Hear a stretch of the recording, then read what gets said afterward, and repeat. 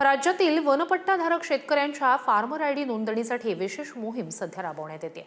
कृषी विभागाच्या विविध योजनांचा लाभ मिळवण्यासाठी फार्मर आयडी नोंदणी अनिवार्य आहे, त्यामुळेच ही योजना राबवण्यात येते। आता आधी जाणून घेऊया वनपट्टाधारक शेतकऱ्यांबद्दल।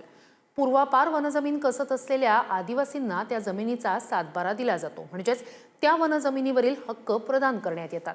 वनहक्क अधिनियम 2006 अंतर्गत अनुसूचित जमाती आणि इतर पारंपरिक वननिवासी समुदायांना त्यांच्या वनजमिनीवरील हक्क प्रदान करण्यात येत आहेत। हे शेतकरी वनपट्टाधारक शेतकरी म्हणून ओळखले जातात।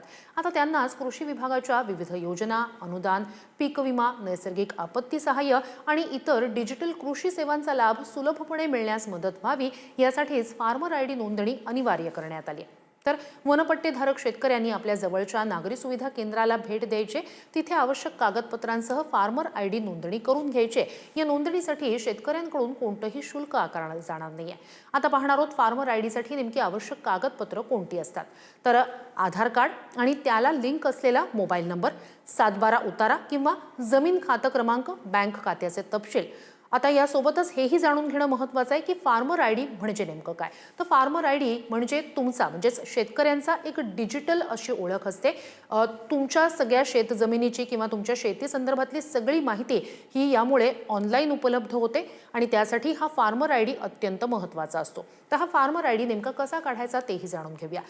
फार्मर आयडी काढण्यासाठी शेतकऱ्यांनी कृषी मंत्रालयाच्या अधिकृत वेबसाईटला भेट द्यायचे किंवा राज्याच्या कृषी विभागाच्या ॲग्रीस्टॅक या पोर्टलला भेट द्यायची।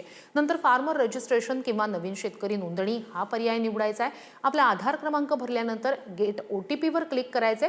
त्यानंतर समोर येणारी सगळी माहिती भरल्यानंतर सबमिट करायचं। यानंतर तुमचा फार्मर आयडी जनरेट होणार आहे। तर फार्मर आयडी काढणं आता वनपट्टेधारक शेतकऱ्यांसाठी सुद्धा बंधनकारक करण्यात आलेलं आहे। त्यामुळे लवकरात लवकर या योजनेचा लाभ घ्या आणि तुम्हाला ही माहिती नेमकी कशी वाटली आमच्यापर्यंत नक्की कळवा, कमेंट करून सांगा।